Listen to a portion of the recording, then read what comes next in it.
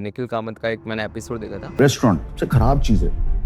Like restaurant is very passion driven. Passionate होना बहुत ज़्यादा ज़रूरी है रेस्टोरेंट और वो तो है ही है। उसके अलावा भी बहुत सारी चीजें हैं जो जरूरी है रेस्टोरेंट्स के लिए।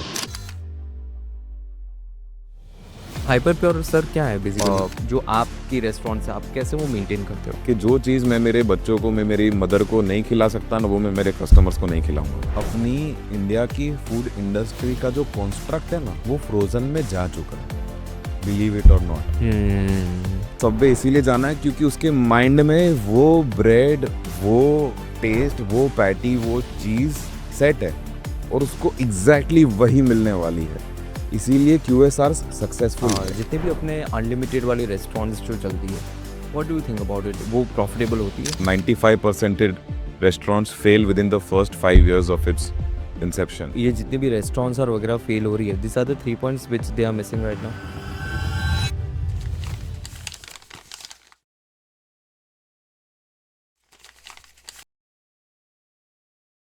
ओके मयंक भाई, कैसे हो आप? बढ़िया, एकदम मस्त। Welcome to this podcast. कैसा रहा, कैसा जा रहा है दिन? Super. I'm really excited. This is something new for me. So I'm really excited about this. क्या Let's बात है? roll this up. Yeah.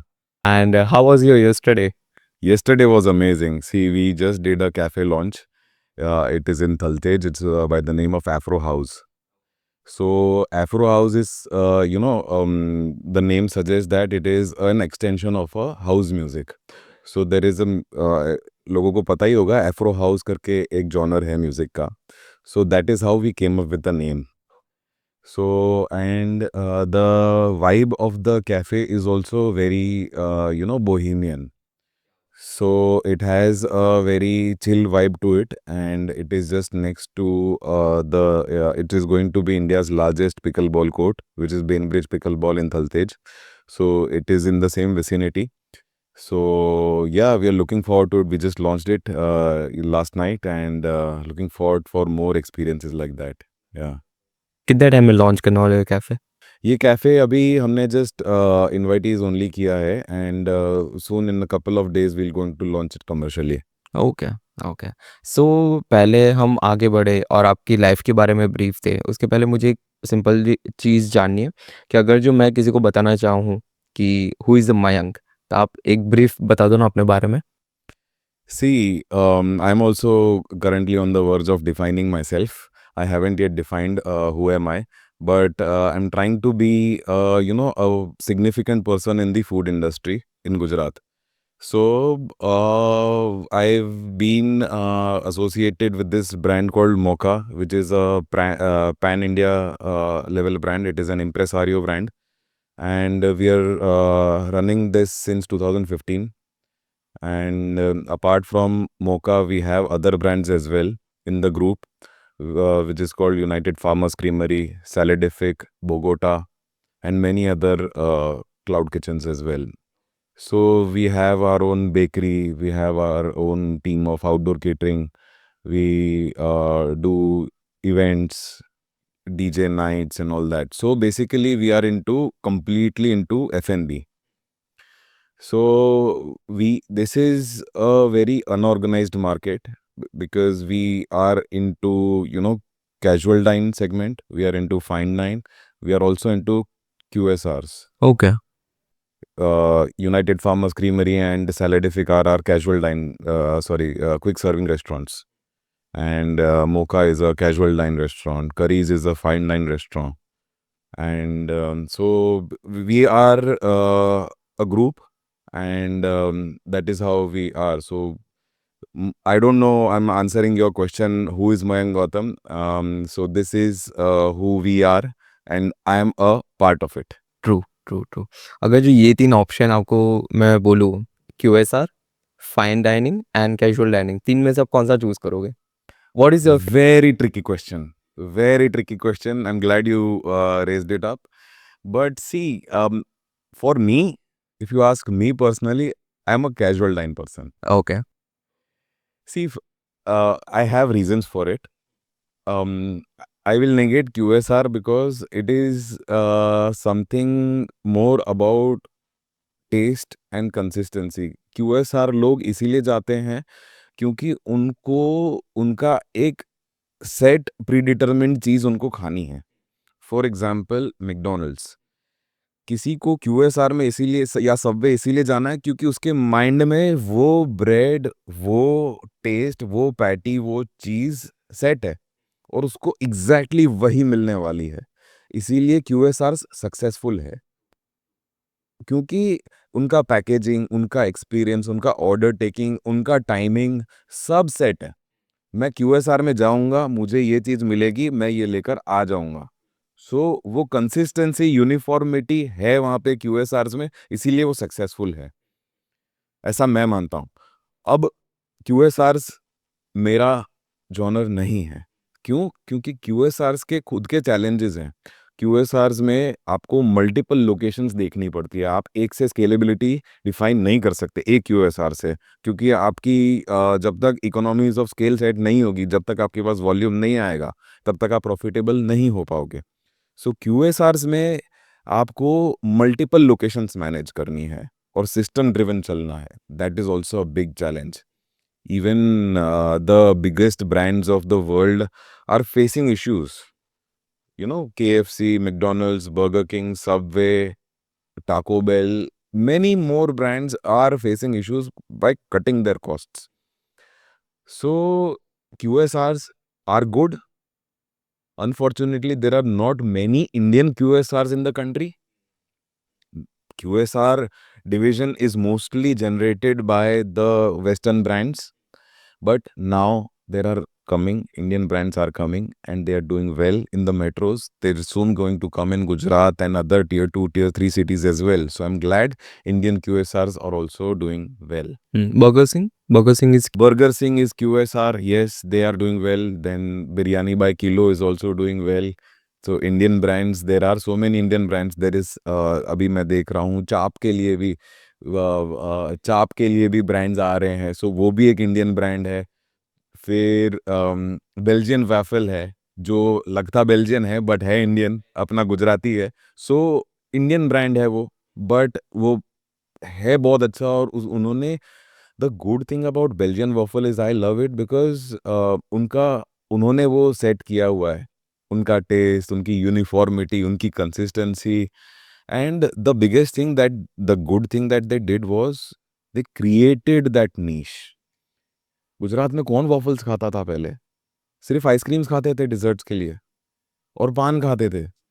सो एक ये कैटेगरी डिफाइन हुई है वॉफल्स की, और एक स्टैंडर्ड बिजनेस मॉडल सेट हुआ है। और कितने आउटलेट्स हो गए across the country, I don't know how many outlets are there, but they are doing well and I am an audience, so I am loving it. Yeah and ये जितनी भी restaurant और वगैरह के लिए ना एक सॉफ्टवेयर यूज़ होता है अबाउट द पेट पूजा, और ऐसे बहुत सारे सॉफ्टवेयर होंगे। I know only Petpooja currently. So is there any what is the experience with the Petpooja as well as बाकी कोई सॉफ्टवेयर है if somebody wants to start out? बहुत सारे सॉफ्टवेयर्स हैं मार्केट में, but I would like to complete your question, the first question that you raised.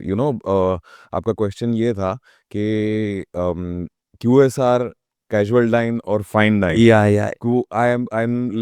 Love that question. सो मैं QSR को negate कर रहा हूँ, वो मेरा जॉनर नहीं है। फिर आता है फाइन डाइन। अब फाइन डाइन के क्या चैलेंजेस हैं? फाइन डाइन इसीलिए मैं नहीं चूज करता हूँ क्योंकि वो fine dine is a thing where you it is mostly dinner. Lunch में फाइन डाइन्स कम चलते हैं क्योंकि लोगों के पास टाइम नहीं है इतना, and the second thing is fine dine में क्या होता है कि यू आप इम्प्रॉम्प्टू नहीं जाते हो, प्लान करके जाते हो। बिकॉज फाइन डाइन का एक एम्बियंस होता है, आपको you have to dress well, you have it makes you conscious of how you are looking. So वो आप इमीडिएटली कोई फाइन डाइन जाने के लिए सोचोगे नहीं। यू एंड योर फैमिली और your loved ones will be trying to get ready and then go to a fine dine, true. because the ambience is also intimidating. You're very conscious, there are people looking at you, there is a staff looking at you, there is a other tables looking at you, so there is a level of consciousness that goes into a fine dine. So I also and that is a customer perspective. Now business perspective, mostly business fine dines के चलते हैं 7 बजे के बाद। So the the revenue stream is just 7 to 11 or 7 to 1, whatever might be the case. So fine dance इसीलिए कम चलते हैं. अब कैजुअल डाइन की बारी आई जो मेरे फेवरेट हैं, वो इसीलिए चलते हैं क्योंकि वो ऑल डे बिजनेस है. वो आप कुछ भी इतना कैजुअल आप जा सकते हो. मतलब आप टी शर्ट में हो, इट्स ओके. आप शॉर्ट्स में हो, इट्स ओके. आप अपराइट मतलब फॉर्मल्स में हो, इट्स ओके. सो हाँ, प्रीमियम कैजुअल डाइन है, but at least you can be yourself.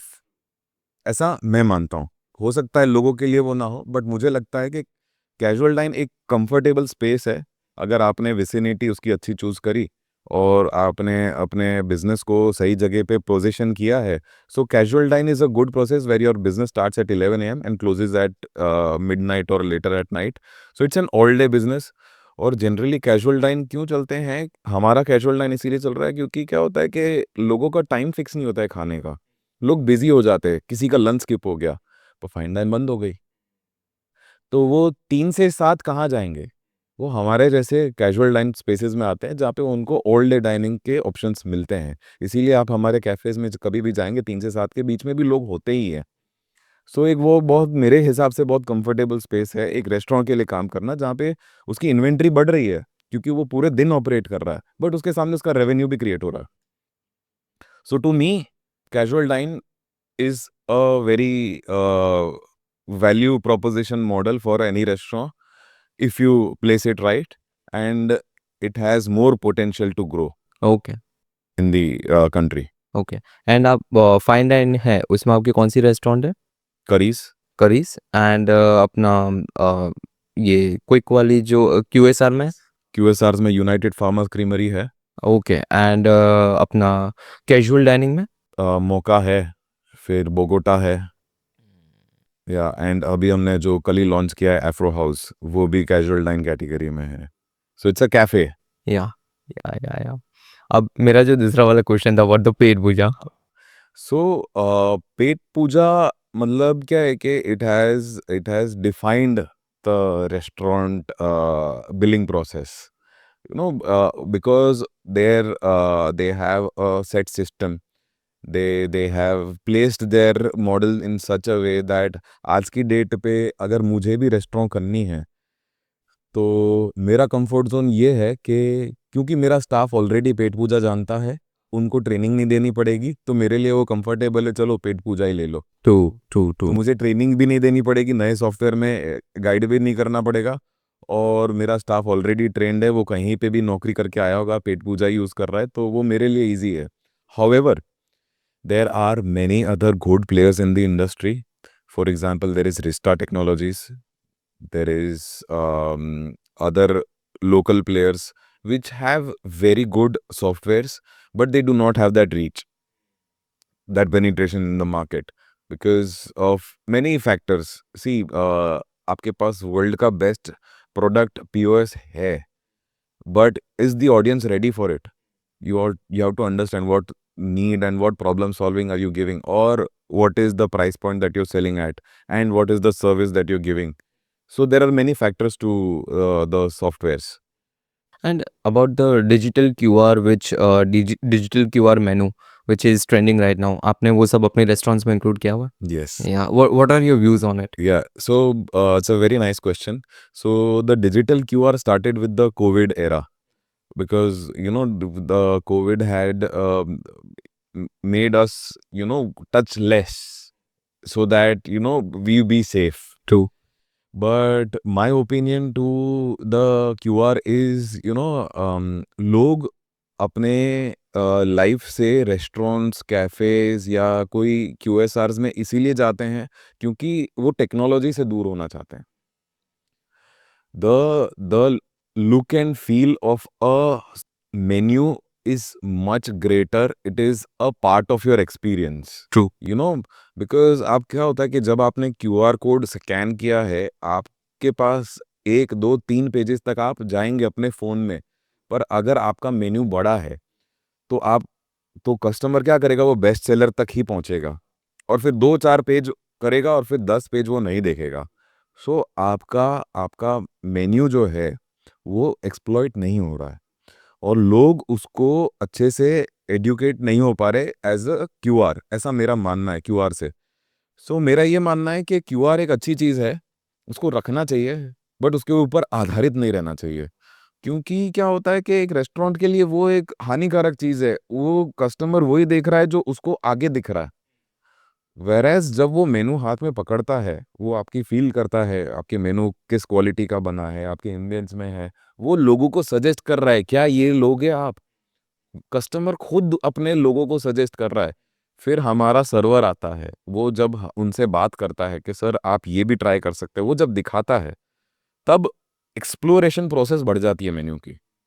और ईज़ी एक्सेस भी होता है मेरे ख्याल से जब फिज़िकल मेनू होता है तो। तो वो it is a part of a restaurant experience. तो मेरे ख्याल से रेस्टोरेंट्स को तो क्यूआर कोड कम ही रखना चाहिए और वो फिजिकल मेन्यूज रखने ही चाहिए, क्योंकि उसका एक फील गुड फैक्टर है और कस्टमर एंड तक जा सकता है, उसकी प्रोबेबिलिटी ज़्यादा है डिजर्ट तक या फिर लास्ट तक पहुंचने की। और उसके उसके साथ क्या होता है, मेन्यूज में, फिजिकल मेन्यूज में you can guide your journey, guest journey. So it is easier for the restaurant and it is easier for the customer to understand the restaurant physical menus. ये आपने जब अभी मेरे को पैटर्न बताया ना तब मेरे को रियलाइज़ हुआ कि हाँ, जब डिजिटल मेनू होता है ना, मैं जस्ट जाता हूँ और मैं बेस्ट सेलर देखता हूँ। मैं या बंदे को बोलूँगा कि यार मेरे को बेस्ट सेलर बता दे, मेरे को वही ऑर्डर करना है।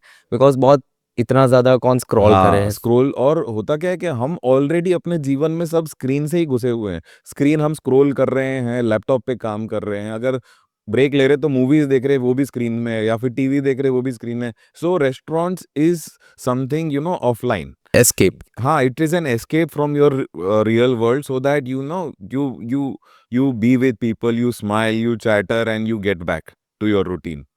So it is kind of a break from your routine. And third important मेरे को एक और क्वेश्चन था कि जितने भी अपने अनलिमिटेड वाली रेस्टोरेंट्स जो चलती है, what do you think about it? वो प्रॉफिटेबल होती है इतनी ज़्यादा? लाइक अब देखिए, मैंने किया नहीं है, मैंने ये अनलिमिटेड वाले मॉडल में गया नहीं हूँ, बट मैं देख रहा हूँ बहुत बहुत रेस्टोरेंट्स हैं जो अनलिमिटेड दे रहे हैं। मेरा ऐसा मानना है कि वो लॉन्ग टर्म बेट नहीं है, क्योंकि अनलिमिटेड में क्या है कि आप ऑडियंस को, और ऑडियंस भी इतनी है कि पब्लिक तो आ जाएगी, बट आप रिपीट वही कस्टमर को कितनी बार ला पाओगे, वो भी एक क्वेश्चन है। क्योंकि क्या है कि अनलिमिटेड सोच के आप 299 या 599 में दे तो दोगे, पर कस्टमर को उसके अंदर वैल्यू मिल रही है कि नहीं, वो एक क्वेश्चन है। अब इसके अंदर बहुत बड़े बड़े प्लेयर्स भी हैं, छोटे छोटे प्लेयर्स भी हैं जो अनलिमिटेड दे रहे हैं, बट अनलिमिटेड वही चलेगा जो कंसिस्टेंसी, यूनिफॉर्मिटी, क्वालिटी को मेंटेन कर रहा है। सो अगर वो चीज़ मेंटेन हो रही है तो वो प्रॉफिटेबल हो सकता है कि नहीं मुझे पता नहीं है, मैं उस मॉडल में गया नहीं हूँ, बट वो ट्रेंड आज है, बहुत सालों पहले भी था और मेरे ख्याल से रहेगा, क्योंकि लोगों को अनलिमिटेड चाहिए। लोगों को सब कुछ चाहिए आज की डेट पे। They want Indian also, they want Chinese also, they want comfort food also. So unlimited चलने वाला है, बट मेरे ख्याल से हमेशा की तरह अच्छे प्लेयर्स ही टिकेंगे।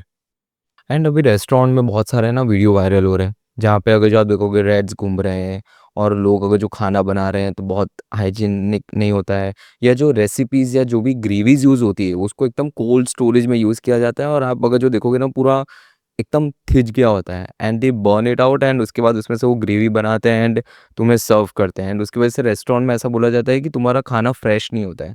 तो what are your views on it कि जो आपकी रेस्टोरेंट है आप कैसे वो मेंटेन करते हो? सी देखिए, सबसे पहले तो ये एक अनफॉर्चुनेट फैक्ट है अपनी इंडस्ट्री का, जहाँ पे यू नो कोई एंट्री बैरियर नहीं है। एक तो सबसे पहले ऐसा क्यों है वो समझना है कि ऐसा क्यों है, अगर ये हो रहा है तो क्यों हो रहा है। क्योंकि सबसे पहले तो सर कोई एंट्री बैरियर नहीं है। और आप देखिए, जिसके पास 5 लाख रुपए है वो भी रेस्टोरेंट के बारे में सोच रहा है, जिसके पास 5 करोड़ है वो भी रेस्टोरेंट के बारे में सोच रहा है। तो रेस्टोरेंट में आने वाले लोगों की तादाद बहुत ज़्यादा है, बहुत लोगों को रेस्टोरेंट करनी है। अब वो रेस्टोरेंट क्यों करनी है, क्योंकि लोगों को पब्लिक डोमेन में काम करना है, ये तो समझ में आ रहा है कि भाई मेरा नाम हो जाएगा, मैं इससे फ़ायदा उठा लूँगा, मैं कुछ कर लूँगा, मेरे को लोग पहचानेंगे, मेरी कूल रेस्टोरेंट लगेगा। को। हाँ, बहुत बहुत सारी चीज़ें हैं। सो अब क्या है कि there is a dark side to it. वो रेस्टोरेंट का एक पहलू है, जो आपको दिखता है। जो नहीं दिखता है, वो सबसे क्रूशियल चीज़ है, क्योंकि वही वही आपकी रेस्टोरेंट को बना रहा है, वो बैकबोन है, वो प्रोडक्शन हाउस आपका बैकबोन है। सो मैं बस ये चाहता हूँ कि लोग फ्रंट एंड पे जितना ध्यान दे रहे हैं, उतना ही बैक एंड पे दें, because it is not glamorous. Kitchen is something where it is difficult to even stand for a very long time, because उसकी उसकी प्रोसेस ही इतनी टीडियस है। एयर कंडीशनिंग नहीं होती, हीट अप होता है, और इतने सारे लोग इतनी कम जगह में काम करते हैं, फुल ऑफ इक्विपमेंट्स। सो वो स्पेस ही चैलेंजिंग है। Now coming back to your question कि लोग ऐसे कर रहे हैं। सी, मैं इसीलिए बोलता हूँ कि इस इंडस्ट्री में आना आसान है, पर इस इंडस्ट्री में टिकना मुश्किल है। क्योंकि अगर आपने अपनी चीज़ों का ख़्याल नहीं रखा, तो आप तो रहोगे नहीं यार, नहीं रहोगे इंडस्ट्री में, इंडस्ट्री आपको बाहर निकाल देगी। ये इंडस्ट्री बहुत ब्रूटल है, और आप चाहो ना चाहो आप निकल जाओगे इंडस्ट्री में से, क्योंकि आपको जो चीज़ों का ध्यान रखना था, वो आपने नहीं रखा। तो या तो कॉर्पोरेशन या तो सोशल मीडिया के लोग ही आपको इंडस्ट्री में से बाहर निकाल देंगे, या तो food licensing authority of India. तो अब धीरे-धीरे ये चीज़ें मार्केट में आ रही है, रेगुलेटरी बॉडीज़ भी अब स्ट्रॉन्ग हो रही है, वो नोटिफ़िकेशंस भी जाहिर कर रहे हैं। प्लस हमारे एसोसिएशंस हैं, जैसे गुजरात में एफईए है, और नेशनल लेवल पे एनआरएआई है, नेशनल रेस्टोरेंट एसोसिएशन ऑफ, ये सब क्या है कि गाइड करते हैं रेस्टोरेंट्स को, बट वो एक लेवल तक गाइड करते हैं, करना तो रेस्टोरेंट को है। सो स्टैंडर्ड ऑपरेटिंग प्रोसीजर्स और आपके प्रिंसिपल्स बहुत इंपॉर्टेंट है आपकी रेस्टोरेंट की हेल्थ को ठीक रखने के लिए। सो इसीलिए ये सब चीज़ें बहुत हम हमारे प्रिंसिपल्स, मैं ये बोलूँगा कि जो चीज़ मैं मेरे बच्चों को, मैं मेरी मदर को नहीं खिला सकता ना, वो मैं मेरे कस्टमर्स को नहीं खिलाऊँगा। हुँ। सो वो चीज़ें मेरी रेस्टोरेंट में बिकेंगी भी नहीं, ना ही मेरी कोई परचेज़ होगी। अगर वो फॉर दैट मैटर, जो भी बहुत सारी चीज़ें चलती है फूड इंडस्ट्री में, but this is a principle that we are going through, so that is non-negotiable. So just because it is cost effective, it will not get inside my restaurant. So ये चीज़ मेरी लोगों में बहुत clear है कि जो चीज़ मैं खा रहा हूँ, मेरे बच्चे खा रहे हैं, मेरी फैमिली खा रही है, वही चीज़ें मेरे कस्टमर्स, मेरे गेस्ट भी खाएँगे। और अगर ऐसी कोई चीज़ है, तो वो मेरे मेनू में और मेरी इन्वेंटरी में नहीं होनी चाहिए। सो ये हमारा एज़ अ ग्रुप एक नॉन नेगोशिएटिंग प्रिंसिपल है कि just based on the prices, ये चीज़ें, because at the end of the day its food, आप ज़िंदगी से खिलवाड़ कर सकते हो। तो ये बहुत ही इम्पोर्टेंट है, और at the end of the day ये एक बिज़नेस भी है। So it is very comfortable to do change your processes or products, but that should not be done. इसीलिए मैं कहता हूँ अपने लोगों से, और जो भी इंडस्ट्री में आना चाहते हैं, कि इंडस्ट्री में आना तो आसान है, और क्या है कि बहुत सोच समझ के आपको आना है, क्योंकि जस्ट बिकॉज़ मुझे एक रेस्टोरेंट करना है क्योंकि मेरे फ्रेंड ने किया है, या फिर मेरे उसको देख लिया इसीलिए मुझे रेस्टोरेंट करनी है, ऐसा नहीं होना चाहिए। आपका विज़न सबसे पहले क्लियर होना चाहिए कि आपको रेस्टोरेंट में क्यों आना है।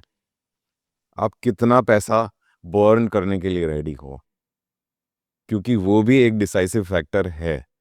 और ये बहुत सारे इफ्स एंड बट्स से जुड़ा हुआ बिज़नेस है। आपने हर चीज़ सही करी, फिर भी अगर किस्मत ने साथ नहीं दिया, तो भी आप ज़रूरी नहीं है प्रॉफिटेबल होंगे।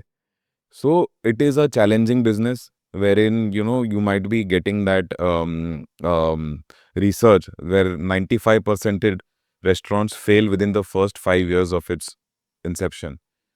So this is a hard fact of our industry, and only a couple of restaurants prevail in the long run. Hmm.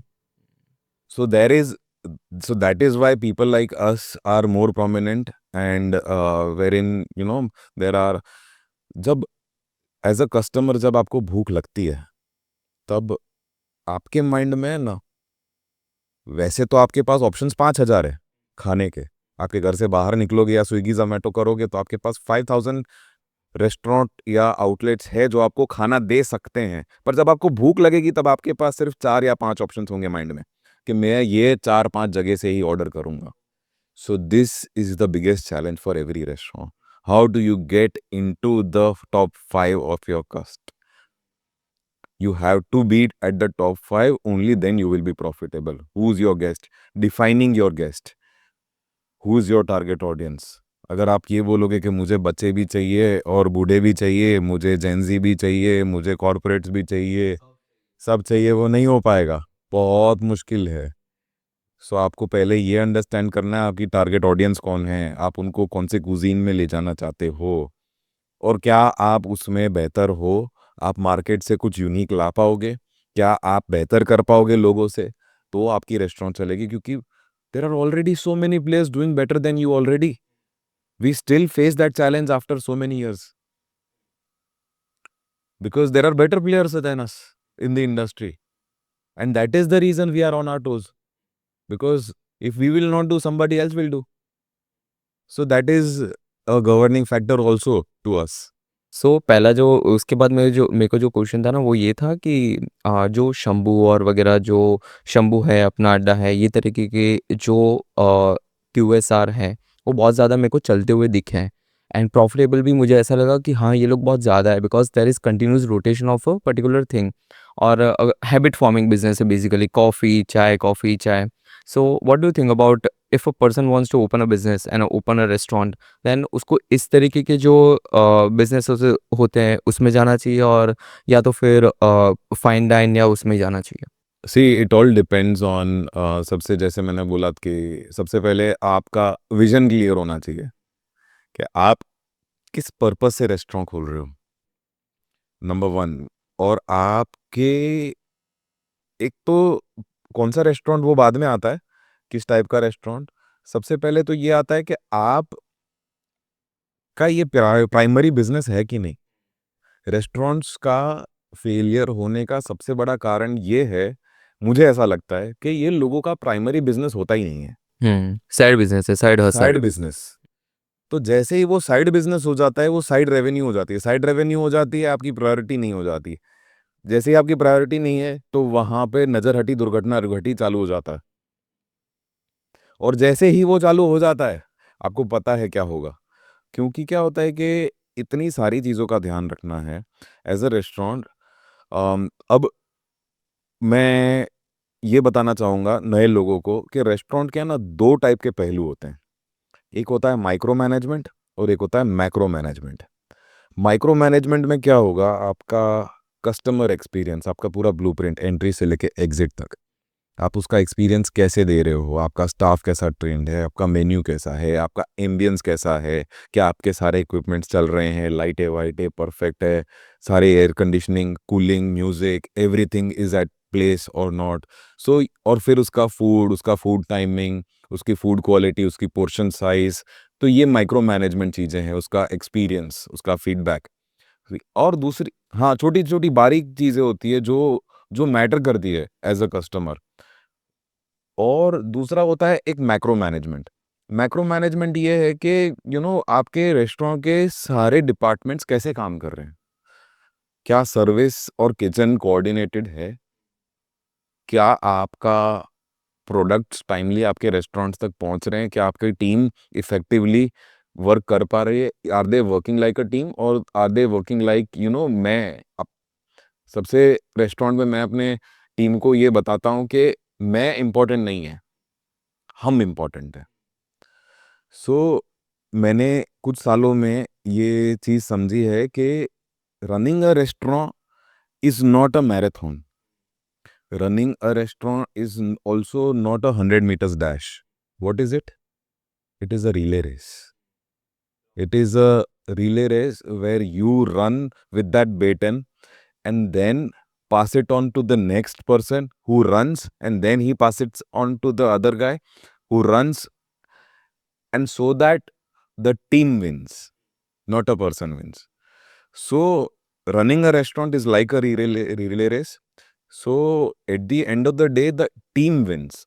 Because जैसे कस्टमर आता है वो हमारे सर्वर से कैप्टन से इंटरेक्ट करता है, फिर वो फूड ऑर्डर करता है, तो वो फूड भी 4-5 लोगों के हाथ में जाके वो प्रिपेयर होके आता है प्रेजेंटेशन वाइज।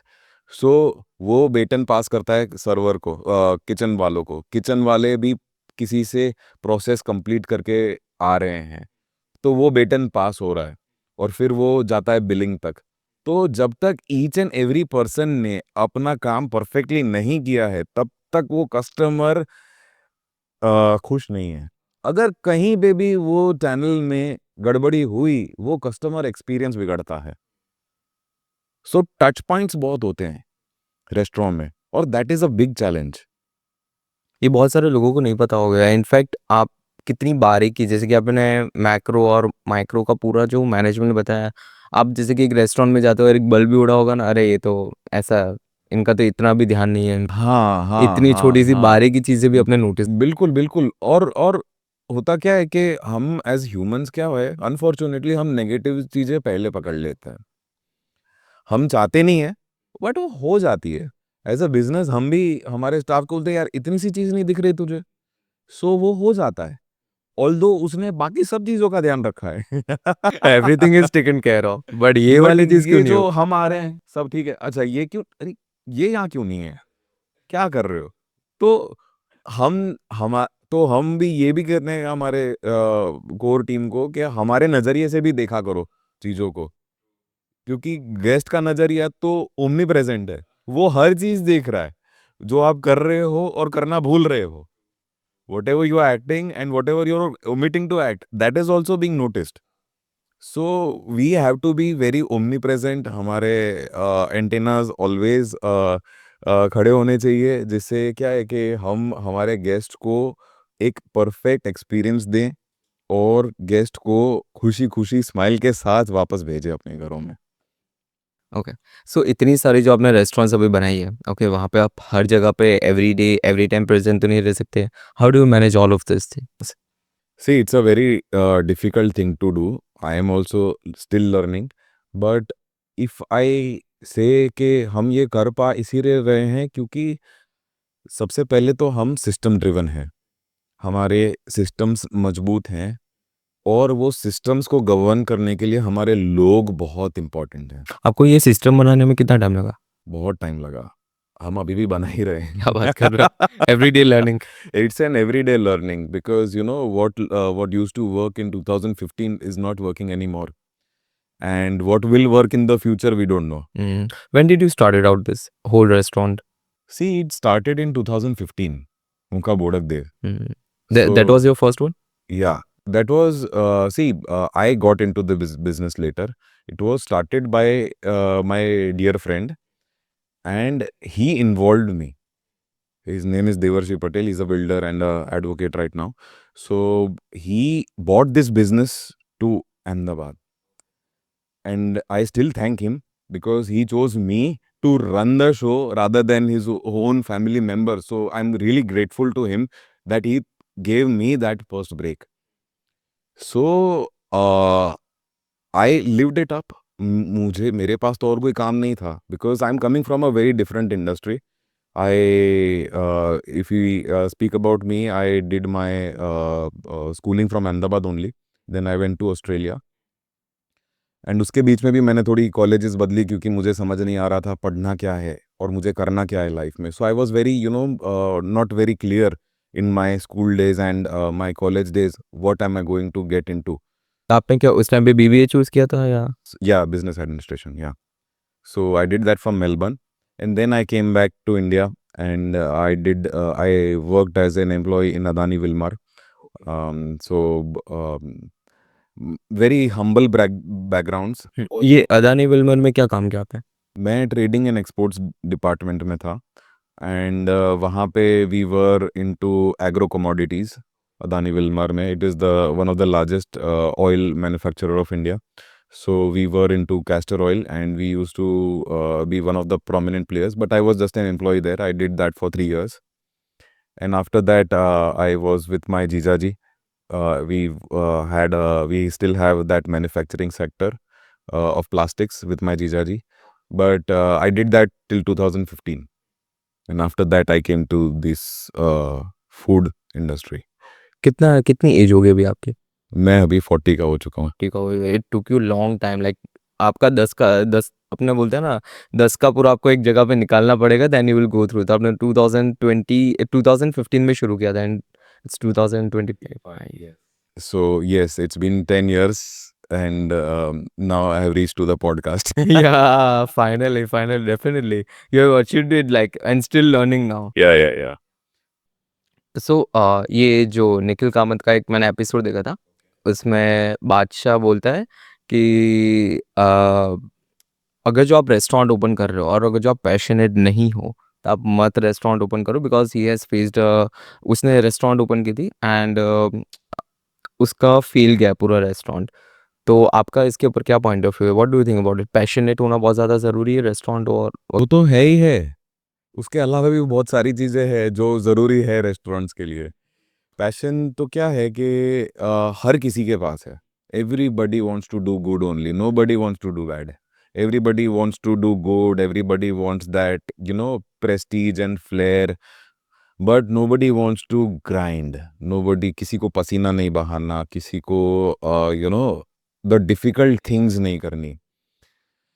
हम लोग सक्सेसफुल इसीलिए हैं बिकॉज डिफिकल्ट थिंग्स के लिए हमारे पास लोग हैं जो ये काम कर रहे हैं. So if you are starting that business, if you don't want to do it, you have to ensure that the difficult things are done by very important people, and you'd take care of them, because the see, for me, what is difficult might not be difficult for you. True. So there has to be a balance. I am always on the face of the restaurant. Back and मेरा genre नहीं है, मैं खाना नहीं बना सकता, मुझे आता ही नहीं है, आपके एक्सपर्टीज इसमें नहीं है, आप क्यों वो इसमें करोगे? और मुझे करना भी नहीं है. तो मेरी एक्सपर्टीज है front of the house. I will ensure that the customer will get that experience. वो मेरी एक्सपर्टीज है. अगर आप मुझे बोलो कि खाना अच्छा बना के निकालो, मेरे से नहीं हो पाएगा. सो वो चीज़ क्लियर कर दो कि आपकी एक्सपर्टीज क्या है, and exploit that, and get a good team to exploit that what is your weakness. उसके लिए आपके पास राइट पीपल होने चाहिए. खाना टाइमली, अच्छा खाना, प्रेजेंटेशन विद दैट फिनेस, वो कर पाएगा तो आप सक्सेसफुल होंगे. So it is very important to understand the business in entirety. So each and every process has to be, very precise. And only only passion will not work. Hard work, commitment, and prioritization is very important. If you prioritize what is right for your guest, then you will be successful. तो ये जितने भी restaurants और वगैरह fail हो रही है, this are the 3 points which they are missing right now, जो आपने अभी लास्ट में बोले कि प्रायोरिटाइज और ये 3 पॉइंट बोला। रेस्टोरेंट्स के फेलियर के कारण तो बहुत सारे हो सकते हैं, हर एक के अलग अलग हो सकते हैं, बट सक्सेसफुल होने के लिए आपकी एज अ बिजनेस ओनर आपकी प्रायोरिटी क्या है, वो बहुत इंपॉर्टेंट है. क्या आपने वो बारीकियों का ध्यान रखा है, और आप क्या वो कंसिस्टेंटली कर रहे हो, तो ये आप successful in the long run हो पाओगे. देखिए, सक्सेस भी ओवररेटेड टर्म है, मैं ऐसा मानता हूँ. सक्सेस क्या है, इधर चढ़ता है, और सक्सेसफुल टाइम बाउंड होता है चीज़ें. आज जो देखिए 2015 में जो लोग सक्सेसफुल थे, क्या वो सक्सेसफुल हैं? शायद नहीं. और जो 2025 में सक्सेसफुल है, क्या वो 2030 में सक्सेसफुल होंगे? I don't know, we don't know. So success and failure, ये सब टाइम बाउंड चीज़ें हैं. मैं ऐसा मानता हूँ कि ये दोनों चीज़ें ना आपके ऊपर हावी नहीं होनी चाहिए. सक्सेस भी नहीं होना चाहिए और फेलियर भी नहीं होना चाहिए. क्योंकि फेलियर क्या करता है, फेलियर आपको तोड़ तो देता है, पर आप उससे उठते कैसे हो, वो मैटर करता है. आप उसको देखते कैसे हो. पर्सपेक्टिव क्या है आपका? So my there is a Winston Churchill का एक स्टेटमेंट है, success is running from failure to failure without the loss of enthusiasm. Okay. Success is running from failure to failure. Without the loss of enthusiasm. Okay, okay. तो ये बचपन से मैं पढ़ रहा हूँ और मैं हर बार इसको याद करता हूँ जब भी मैं हारता हूँ। मैं बहुत हारा हूँ, मैं जितना हारा हूँ उससे बहुत कम ही जीता हूँ। शायद मैं इसीलिए यहाँ पे हूँ। सो हार को देखने का नजरिया बदलना चाहिए। हार से क्या इंसान टूटता है, पर अगर टूटने के बाद वो वापस खड़ा होता है तो वो बनता है। अगर जो थोड़ा-सा उस टाइम पे पर्सपेक्टिव अगर जो चेंज कर दे कि इससे मुझे क्या सीखने मिला, इसको मैं नेक्स्ट टाइम टेक केयर कर लेता हूँ एंड इतना जल्दी कवर कर लेंगे, ऑलरेडी हाफ वे हूँ मैं, तो आई गेस वो जल्दी विन हो जाता है। Exactly, it's just the thought process. So हार से डरना नहीं है, हार से सीखना है और वापस जाना है। सो इसीलिए मैं बोलता हूँ विजन बहुत इंपॉर्टेंट है। विजन के बाद ही आप के नेगोशिएबल्स नॉन नेगोशिएबल्स क्लियर होंगे। कि अगर विजन स्ट्रांग है ना, तो आप हार जीत को इंपॉर्टेंस नहीं दोगे। बहुत बार ऐसा हुआ है पिछले 10 सालों में, हमें टाइम्स फूड अवार्ड्स भी नहीं मिला है यार। दर्द होता है, दर्द होता है कि हम प्रेवलेंट लोग हैं, रेलेवेंट लोग हैं, इंडस्ट्री में काम कर रहे हैं, हमें अवार्ड क्यों नहीं मिल रहा है। मिलता भी है तब हम चांद तारों पे होते हैं, फिर नहीं भी मिलता तो हमें खुशी है कि सोच समझ के नहीं दिया होगा यार, कोई और नहीं अच्छा काम किया होगा तो हमें और मेहनत करनी पड़ेगी। ट्रू। सो हम मेहनत करते हैं और कभी मिलता है रिजल्ट, कभी नहीं मिलता है, तो बस करते जाते हैं। सो ये हमारी लाइफ है एज ए रेस्टोरेंट।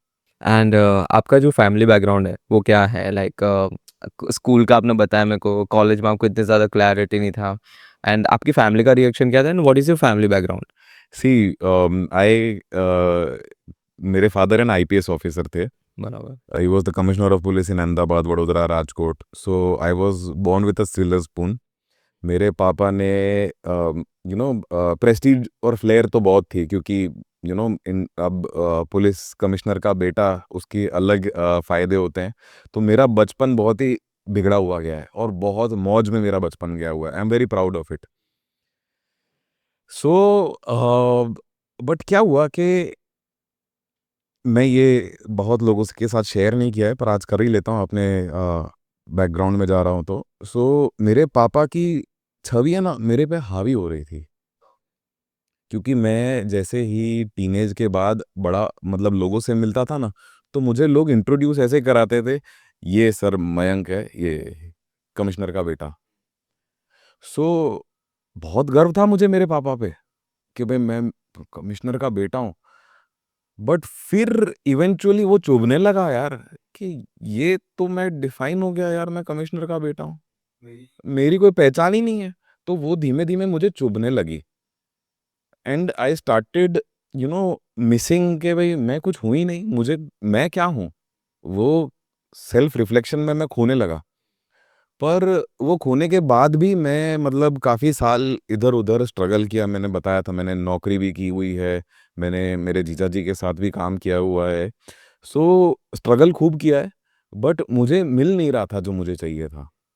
तो मुझे 10-12 साल तो स्ट्रगल में लगे हैं यहाँ तक पहुँचने के लिए। 2015 में मेरे को ये जब ब्रेक मिला, तब मुझे लोग पहचानने लगे। पहले भी पहचानते थे, बट बहुत लिमिटेड लोग, मेरी दुनिया काफ़ी लिमिटेड हुआ करती थी। अभी जैसे मैं पब्लिक पब्लिक डोमेन में हूँ, तो मुझे काफ़ी ज़्यादा लोग जानने लग गए हैं, काफ़ी ज़्यादा लोग मुझे याद करने लग गए हैं। मुझे गुजरात के बाहर से, महाराष्ट्र से, कोलकाता से, एमपी से इनविटेशंस आते हैं। लोगों को award we get awarded for our work here. So एक खुशी है। सो ये क्योंकि मुझे वो चुभने लगा, मेरे फादर का छवि मेरे पे हावी होने लगी, तो मुझे लगा कि जीवन में कुछ करना पड़ेगा अब। This was at the age of? ये मैं 20s में था, तब से मेरे को चुभने लगा कि यार मेरे पापा ने कर तो दिया अपना काम, पर अब करना तो मुझे मुझे पड़ेगा। कुछ करना पड़ेगा। हाँ, तो वो जो 20s में जब चुभने लगा, पर अनफॉर्चुनेटली 30s तक चुभता रहा, क्योंकि मेरे पास कुछ था नहीं करने को। तो पर उस टाइम पे मेरे को एक चीज़ बहुत क्लियर थी। अब मैं जब सेल्फ रिफ्लेक्शन में जा रहा हूँ, तो मेरे लिए इम्पोर्टेंट तब रिस्पेक्ट बहुत थी। क्योंकि मेरे फादर के कुछ गवर्निंग प्रिंसिपल्स थे, उसूलों पे चलने वाले मेरे फादर थे। He has passed away 13 years ago. वो उनका देहांत हो गया था। सो मेरे फादर के कुछ-कुछ वर्ड्स मेरे को आज भी याद आते हैं मेरी सिचुएशंस में। सो एक वो लाइन मैं बहुत लोगों को देते रहता हूँ, वो आज भी मैं देना चाहूँगा। मेरे फादर बोलते थे कि if health is gone, something is gone. If money is gone, something more and something important is gone. But if character is gone, everything is gone. हाँ, तो सो मैं इस बैकग्राउंड से आया हूँ कि आपको अपने कैरेक्टर पे बहुत काम करना है। मेरे father he lived eight till 73 and वो उनके लिए 73 इयर्स वो कम था अपना कैरेक्टर बनाने के लिए। तो आपका कैरेक्टर बहुत इंपॉर्टेंट है। आप अपने आप को कैसे देखते हो? आप अपने आप को कैसे देखते हो? आपके दोस्त, आपकी फैमिली आपको कैसे देखती है? वो भी बहुत इंपॉर्टेंट है। Do you have any siblings और समबडी? या आई हैव 2 एल्डर सिस्टर्स। क्या बात है। हाँ, या छोटे भैया हो आप। हाँ, मैं I was the spoiled one, spoiled brat. Yeah, because I'm also a third child. That's why I'm telling you right now. Yeah. And how many employees have you hired till now? Like कितने employees अभी काम करते हैं? हमारा बीच में staff strength 400 तक पहुंच चुका था। Okay. यस। सो अब वो 350 से 450 के बीच में वेरी करते रहता है। यस। और आप फॉरेन और वगैरह गए थे तो वहाँ पे आपका जो कॉलेज हुआ तो how was the experience? Superb. वहाँ पे आपने कुछ जॉब या सब? हाँ हाँ, वहाँ पे तो सर्वाइवल के लिए नौकरी तो करनी पड़ती है क्योंकि डॉलर में खेल खेल रहे हैं। सो और दूसरी चीज़ ये थी कि वहाँ पे मुझे छोटी नौकरी करता था मैं सेल्स की नौकरी की हुई है मैंने वहाँ पे, मैंने कैशियर की जॉब की हुई है और भी मैंने टेलीकॉलिंग भी की हुई है, बेसिक्स काम किए हुए शुरुआती सारे। पर मुझे वहाँ पे इज़्ज़त खूब मिली है, छोटे काम में भी बहुत ज़्यादा इज़्ज़त मिली हुई है। सो वो मैंने वहाँ पे सीखा कि ह्यूमन रिसोर्सेज़ की जो वैल्यू है ना, फॉरेन कंट्रीज़ में बहुत ज़्यादा है और मुझे जो इज़्ज़त मिली है वो वहाँ के लोकल्स को भी नहीं मिली है, क्योंकि मैं मेहनत कर रहा था अपने काम पे। तो वहाँ पे जो मुझे एरियाज़ मिलते थे मेरी सेल्स के लिए, वो लोकल्स ऑस्ट्रेलियंस को भी नहीं मिलती थी। जो बाहर से आए हुए हैं, गोरे हैं, उनको भी नहीं मिलती थी और जो मुझे मिल रही थी, वो शायद इसीलिए थी क्योंकि मैं काफ़ी डेडिकेटेड था अपने काम में और मैं मेहनत करने का एक एटीट्यूड रख रहा था। शायद इसीलिए मुझे वो चीज़ें, वो इज़्ज़त और वो सब वहाँ पे मिली थी। सो एक ये चीज़ है, मेहनत तो आप कहीं पे भी जाओ, मेहनत तो करनी है, वो नॉन नेगोशिएबल है। अभी जैसे कि आपने बताया था कि to get into this industry, food industry, आपको बहुत ज़्यादा पैशनेट होना चाहिए एंड तो जब आप 2015 में आपको ब्रेक मिला and you got the break, आपने ट्राई किया, तो उसके बाद आपको क्या इंस्पिरेशन रहा and what kept you going कि नहीं मुझे ये इंडस्ट्री में फाता है? हाँ, बहुत सारी चीज़ें हैं। जैसे मैंने बताया कि लोग आपको जानने लग जाते हैं, तो होता क्या है कि इट इज़ ईज़ियर। ये एक मेरे लिए एक लाइफ़स्टाइल वाला जॉब है। मैं मतलब मेरी वे ऑफ लाइफ़ में कंफर्टेबल हो गया हूँ अब, क्योंकि इसके टाइमिंग्स भी मेरे को सूट करने लग गए हैं। तो मेरे लिए ये एक बहुत कंफर्टेबल स्पेस है। मेरे को जैसे पहले मैं जब था ये जॉब करता था, तब मैं टाइम बाउंड हुआ करता था। सुबह 9 से लेके रात के 7-8 बजे तक मुझे वहाँ रहना है और करना है। So now there is a level of flexibility, you know I my मेरी मेहनत इम्पोर्टेंट नहीं है अब मेरे डिसीजंस इम्पोर्टेंट है। मैं 24 घंटे में से कितनी चीज़ों में वैल्यू डाल रहा हूँ, वो ज़्यादा इम्पोर्टेंट है rather than my grinding 9 to 5 और माय टाइमिंग। सो अब it is more about responsibility, accountability and as a management person आप क्या-क्या चीज़ों का ध्यान रख रहे हो?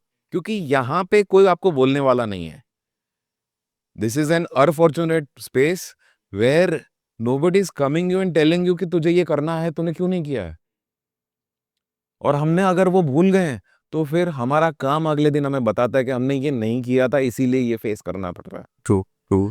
सो हमारी सिचुएशन में ये ज़्यादा डिफ़िकल्ट है क्योंकि कोई बताता नहीं है और हम खो गए हैं अर्जेंट और इम्पोर्टेंट के बीच में।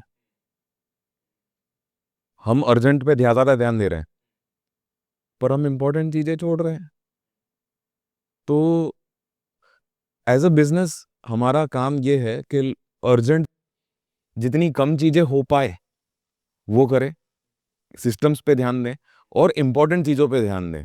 हमारा काम, मेन काम ये है लोगों को उनका काम बताना कि आपको ये चीज़ें करनी है। अभी आप कितने बिज़नेस पार्टनर्स हो?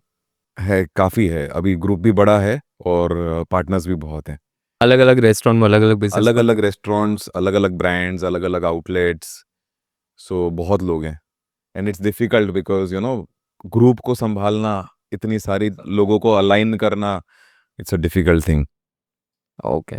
And what does your day look like from the morning till evening? आप जल्दी are you a early bird or See, I was never an early bird, but life आप जिस चीज़ से दूर भागते हो ना, वही आपको देती है। सो आज मैं चाहता हूँ कि मैं ना उठूँ, बट मेरे बेटे को स्कूल भी भेजना है। उठना तो पड़ेगा।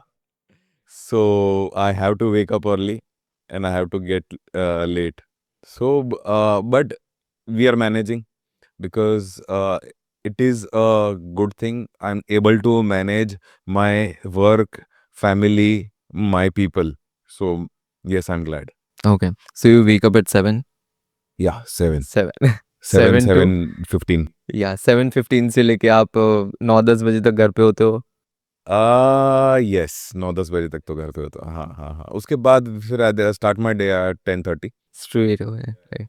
कॉल्स बैक टू बैक होते होंगे and then see my job is not about calls any more. मैं इतने कॉल्स अब अटेंड नहीं करता हूँ क्योंकि मेरी रेस्टोरेंट्स की परचेज के लिए परचेज डिपार्टमेंट है, अकाउंट्स के लिए अकाउंट्स डिपार्टमेंट है, सर्विस के लिए सर्विस डिपार्टमेंट है, किचन के लिए किचन डिपार्टमेंट है, स्टोर के लिए store department. We have departments. क्या बात है। हाँ हाँ हाँ, तभी होगा। विदिन 10 इयर्स आपने काफ़ी अच्छा ना आया। आप अगर सब कुछ करते रह गए तो आप ना फैमिली को टाइम दे पाओगे, ना ही कुछ कर पाओगे। इसीलिए आपका मेन काम है सिस्टम बनाना और लोगों को एम्पावर करके उनको डेलीगेट करना। ये आपने कब रियलाइज़ किया? और ये आपको कब महसूस हुआ कि नहीं ये चीज़ करने की ज़रूरत है या आपको स्टार्टिंग 2015 से ही पता था?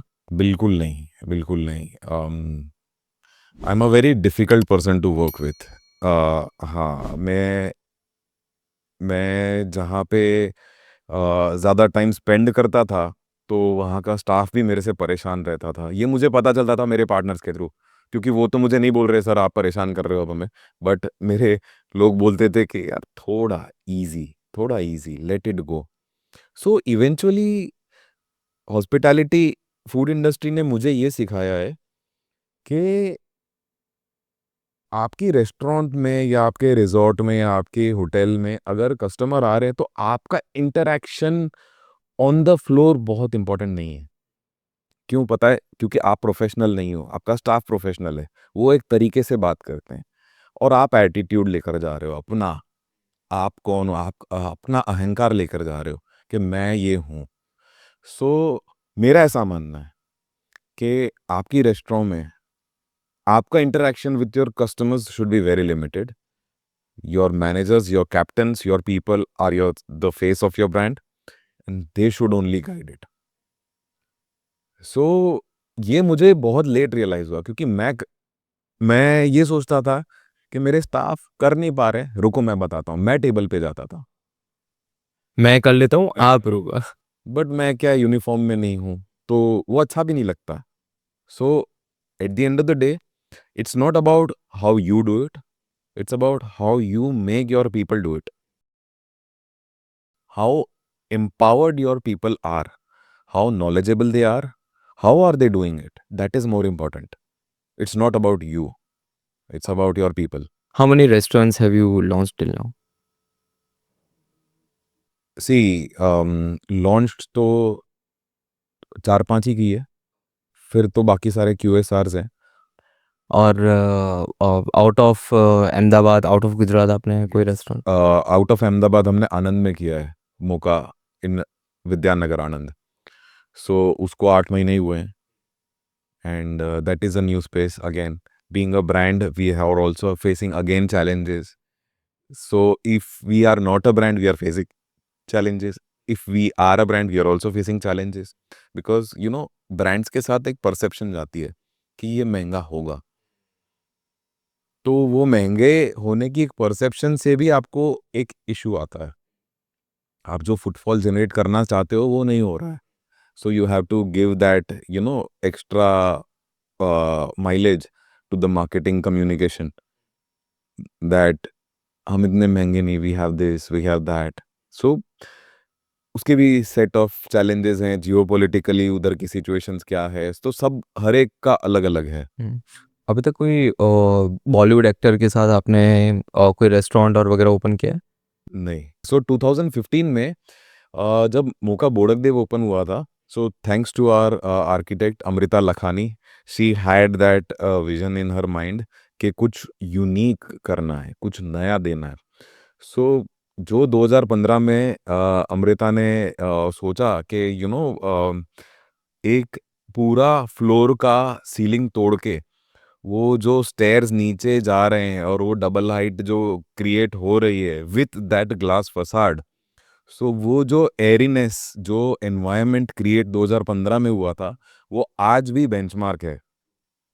सो ये सब ये सब क्या है कि इतिहास के पन्नों में मैं बोलूँगा ये रचा गया है, क्योंकि आज भी हम अगर क्रिएट करना चाहते हैं तो बहुत मुश्किल होता है।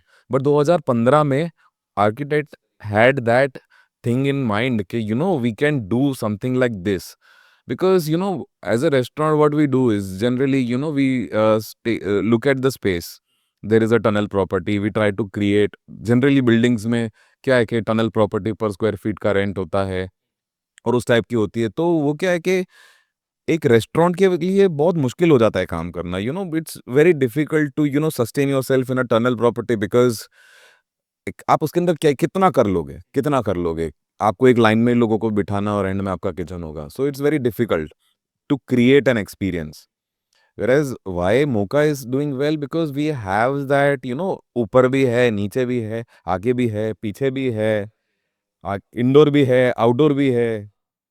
सो हर चीज का ध्यान रखा गया है, and it's always on the front. अभी कोल्डप्ले हुआ था तब आपके रेस्टोरेंट का कैसा रिस्पॉन्स था? क्योंकि बहुत सारे लोग बात कर रहे थे अबाउट द मोका कि अहमदाबाद में सबसे बेस्ट कैफ़े है, एंड अदर दूसरा एक और कैफ़े था ऐसा। सो और कोरोना के टाइम पे आपने कैसे मैनेज किया? बहुत मुश्किल था, बहुत ही मुश्किल था। Every like the entire country, everybody was caught off guard. करना क्या है ये नहीं पता।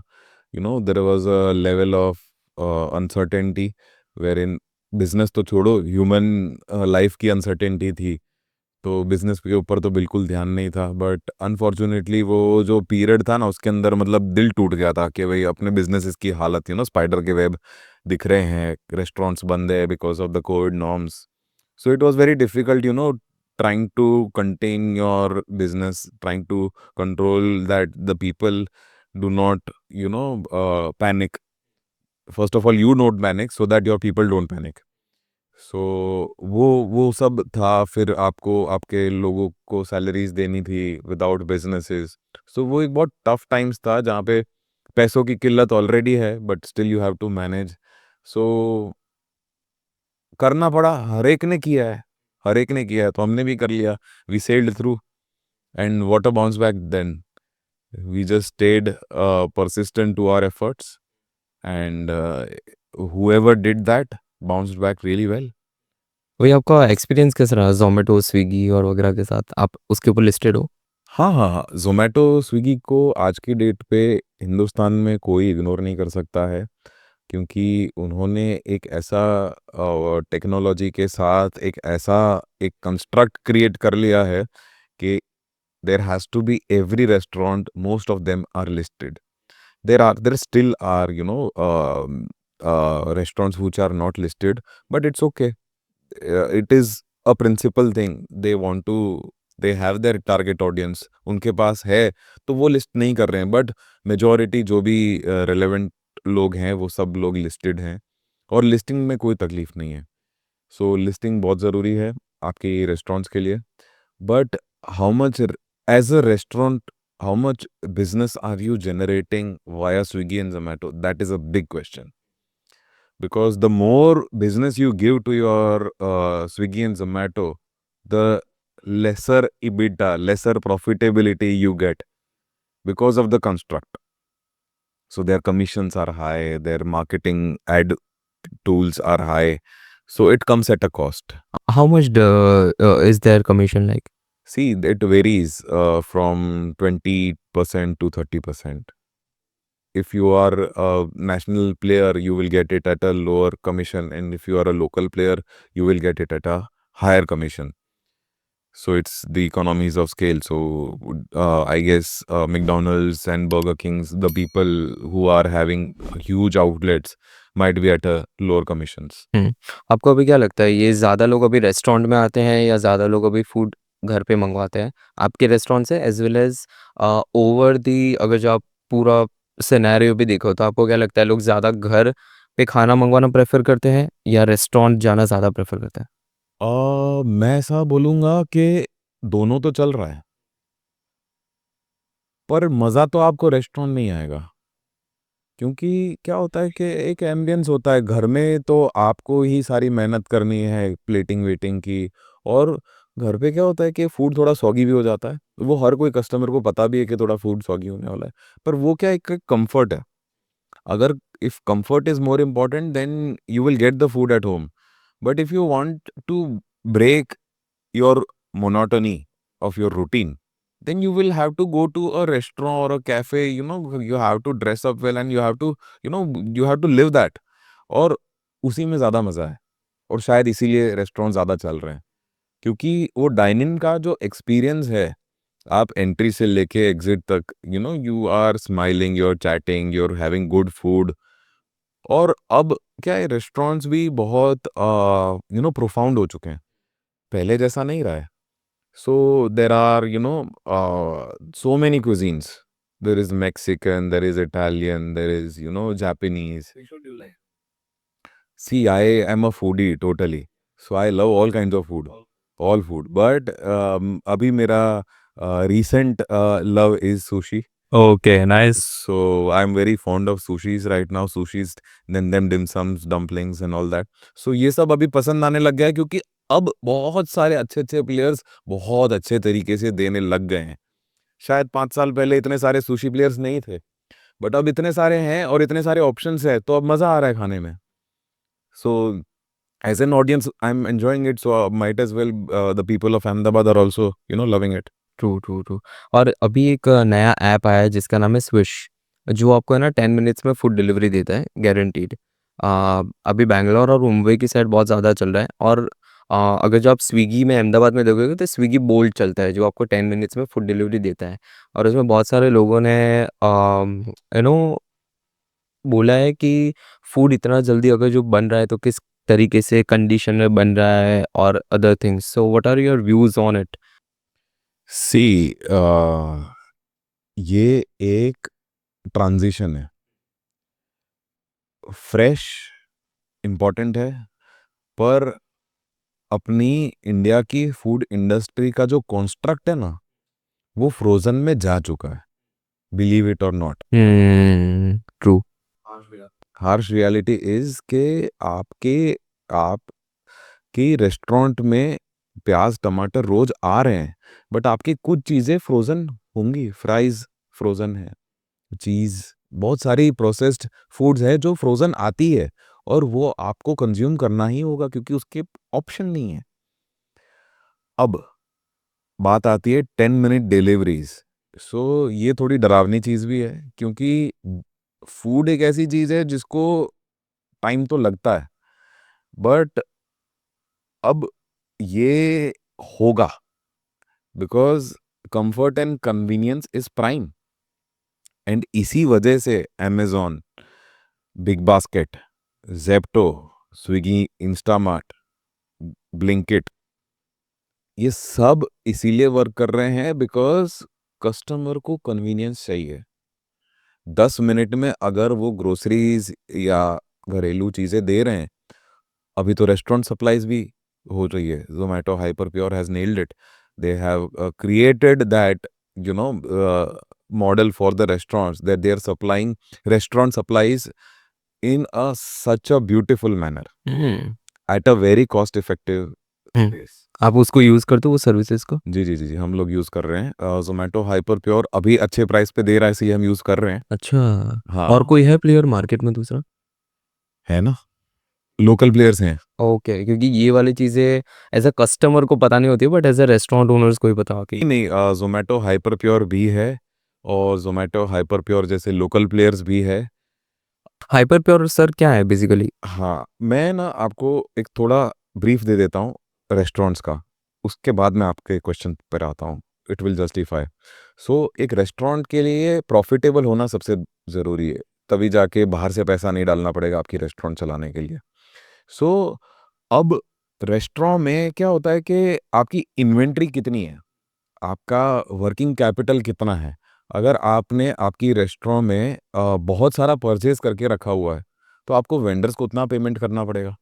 तो आपका जब कैपिटल हैवी होगा ना, तो वो आपकी प्रॉफिटेबिलिटी खाएगा. So the important thing here to understand is आपके पास स्टोर नहीं होना चाहिए, क्योंकि अगर आपने स्टोर कर दिया तो आपकी वर्किंग कैपिटल हैवी हो जाएगी. आपके पास बहुत सारा मटेरियल अभी पड़ा है शेल्फ लाइफ वाला, जो आपका कंज्यूम नहीं हुआ है, बट आपको पेमेंट करना पड़ेगा वेंडर्स को. So the good thing is आपके पास जस्ट इन टाइम इन्वेंट्री होनी चाहिए. आपको जिसकी ज़रूरत है आप उतना ही मंगवाओ और उतना ही बेचो. बराबर। सो फोरकास्टिंग इज़ वेरी इंपॉर्टेंट कि भाई आपकी आपके मेनू में इतनी चीज़ें बिकती है और उसके लिए आपको इतनी ही चीज़ें चाहिए. सो आप उतना ही मंगवाइए जितना आप फोरकास्ट कर रहे हो और उतना ही बेचो, तभी आपकी प्रॉफिटेबिलिटी बनेगी. क्योंकि आपने कम परचेज किया है और सेल भी उतना ही किया है, तो आप कैपिटल हैवी नहीं हो, तो वो आपका इबिडा है, प्रॉफिट है. आप बचे हो, आपके पास पैसा बचा है, आपने सेल करी, उसमें से पैसा बचा है. अब अगर आपने स्टोर कर लिया, आपने पूरे महीने का सामान मंगा लिया, तो आपको उतना पेमेंट करना पड़ेगा, तो आपका और सब यूज़ हो या ना हो वो भी ज़रूरी भी नहीं है। हाँ, तो कुछ चीज़ें पड़ी रह जाएगी, तो वो आपका इन्वेंट्री है, तो आपकी कॉस्ट तो लगी गई है. सो इसीलिए ये हाइपर प्योर ने क्या किया है कि रेस्टोरेंट को जिस चीज़ की ज़रूरत है वो ऑर्डर कर रहा है और अगले दिन उसके पास आ रहा है मटेरियल. ओके। सो उन्होंने अपना एक डार्क स्टोर क्रिएट किया है और उनका एक टेक बेस्ड वेब पेज है, जहाँ से हर रेस्टोरेंट ऑर्डर कर रहा है और एवरी मॉर्निंग वो उसके वहाँ डिलीवर हो रहा है. सो इनका सप्लाई चेन सेट है, इनकी टेक्नोलॉजी, इनका मैन पावर सेट है, सिस्टम सेट है, इसीलिए ये वर्क कर रहे हैं. इसीलिए they are striving Zomato Hyperpure. So majority of the restaurants are, as per my knowledge, many of them have shifted to Hyperpure. And they will sustain because अगर वो प्राइस सेंसिटिव रहेंगे, क्योंकि अगर मैं महंगे में ले रहा हूँ जोमेटो से तो इट डजंट मेक सेंस. अगर मैं सस्ते में ले रहा हूँ रेस्टोरेंट्स में हाइपरप्योर से, तो इट मेक सेंस. तो कन्वीनियंस भी देता है ना सर? कन्वीनियंस भी देता है, आपका कैपिटल हैवी नहीं है. सो ठीक है, आपको जितनी चीज़ें ज़रूरत है उतना ही मिल रहा है. एंड आपने एक कैफ़े ओपन किया था बोगोता, उसके ऊपर मुझे बात करनी like how did you came up with the theme and उसमें भी ये जो आपने बताया आपके जो आर्किटेक्ट है, इंटीरियर डिज़ाइनर है, उनका ही हाथ था उसमें या तो फिर आपने खुद तरीके से कोई कॉन्सेप्ट सोचा? सो बोगोटा, बोगोटा, ये वर्ड फाउंड ऐसे हुआ कि we were searching for a name, कि कि भाई कैफ़े खोलना है बट थोड़ा नाम थोड़ा वैसा चाहिए. So I googled it up and then there is a city in Colombia जिसका नाम बोगोटा है. सो आई वाज लाइक कि ये लेट मी चेक, ये नाम तो काफ़ी वो है, लेट्स जस्ट. तो फिर मैंने मेरे पार्टनर से सबसे डिस्कस करा कि यार, और मैं क्या है कि मुंबई जाने वाला था, तो और मुझे इनविटेशन आया as a speaker to speak about coffee in Mumbai. And I'm like, I'm not a coffee person. I have to speak about coffee. And I was sitting with the who's who. I was sitting with Tim Hortons के CEO, इधर blue Tokai, इधर Starbucks, फिर इम्प्रेसारियो के owner वो बैठे हुए, उनके साथ मेरे को बिठा दिया. और आई वाज लाइक, अब इनके सामने मेरे को कॉफ़ी के बारे में बोलना है. So I was like intimidated, so I started doing research कि भाई अब इतने बड़े बड़े लोगों के साथ कॉफी के बारे में बात करनी है तो थोड़ा समझना पड़ेगा, इनविटेशन तो आ गया है, अब उन्होंने बुला लिया है तो अब बोलना तो पड़ेगा। तो फिर रिसर्च करते करते एक कॉफी का कन्वेंशन हुआ था world over in Bogota. So coffee का कन्वेंशन वहां पे हुआ, फिर हमने वो शहर को थोड़ा जाना कि ये शहर क्यों जाना जाता है। इस शहर की ग्राफिटी बहुत फेमस है, रोड पे सब जगह ग्राफिटी बहुत की हुई है, कलरफुल शहर है। फिर वहां पे कॉफी बहुत फेमस है, वहां का म्यूजिक भी बहुत फेमस है। तो मैंने बोला है ये हमारे कैफे में एकदम सेट हो रहा है बोगोटा, और फूड भी अच्छा है। तो हम let's just derive this word, let's just do it a trademark and let's just open a cafe called Bogota. So that is how we started. Then our designer started working. Then we had beautiful people who used to do this wall art, painting, wall paintings. अब उनका idea कि ये wall पे paintings करते हैं, मेरे partners ही उनको लेकर आए थे, वो लोग नोन थे, तो वो लेकर आ गए। तो they gave them free hand, क्या बना आप सोचो, उनको आर्टिस्ट को फ्री हैंड दे दिया कि भाई क्या बना सकते हैं। हमारे पास थीम थी, हमारे को पॉप कल्चर में जाना है। सो हमारी थीम हमने उनको दे दी और आप क्रिएट करो। तो ऐसे ब्रेनस्टॉर्मिंग सेशन से आर आर्टिस्ट्स, हम पार्टनर्स, आर्किटेक्ट सब मिलके सोचा कि क्या किया जा सकता है। सो फिर ये चीज़ें डिराइव हुई कि पॉप कल्चर को हाईलाइट करते हैं। तो वहाँ पे जो भी पॉपुलर हुआ था उस जमाने में, मतलब ओवर द लास्ट 30 ईयर, जो भी माइकल जैक्सन से लेके हर एक जो भी हेरा फेरी का डायलॉग भी है वो भी उसके अंदर है।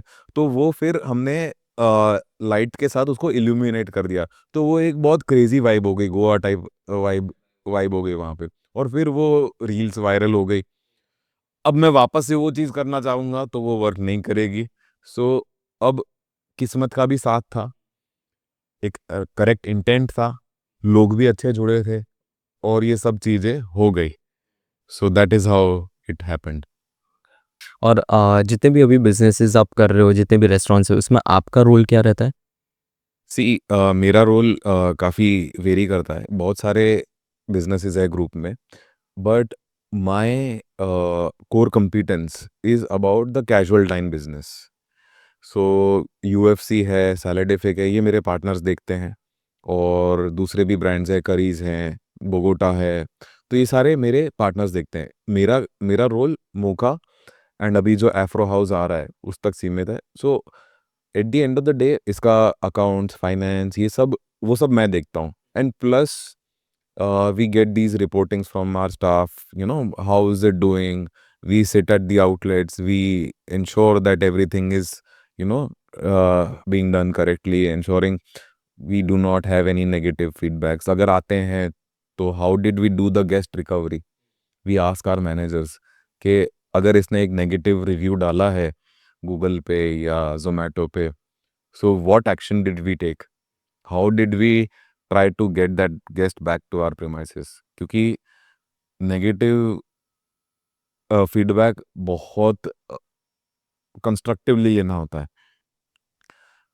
और इसमें क्या है कि नेगेटिव फीडबैक में मेरा मानना एक है कि जब आप आपकी कस्टमर, सबसे पहले तो आपका जो कस्टमर है ना उसको जिताना है। मेरे पास अगर मिशेलिन स्टार शेफ भी है ना किचन में, तो वो मेरा है, उससे कस्टमर को कोई लेना देना नहीं है। कस्टमर आया है, उसका एक प्रोडक्ट नॉलेज है, उसको वो चीज़ चाहिए। अगर उसको लग रहा है कि ये ठीक नहीं है, सो हमें आर्ग्यू नहीं करना है अपने कस्टमर्स के साथ। कस्टमर को बोलना है okay sir, will get it replaced, आपको जैसा चाहिए हम लाके दे देते हैं।